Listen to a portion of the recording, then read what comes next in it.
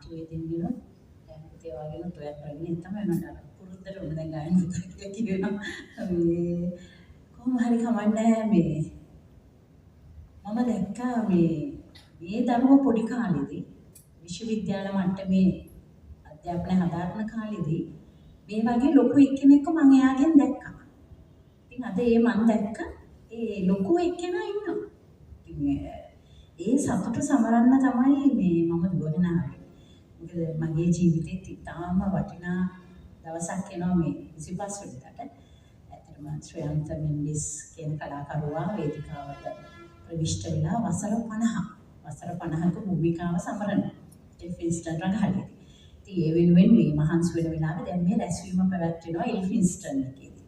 ඉතින් ඒ වෙලාවේදී මේ ගයාන් පුතාගේ ඉල්ලීම ප්‍රතික්ෂේප කරන්න බැරි හින්දා තමයි මම පොඩ්ඩක් ඒගොල්ලන්ව විතර නතර කරලා මගේ තව යාළුවෙක් නිශාම්ලා ගෝනවෙල මහත්මිය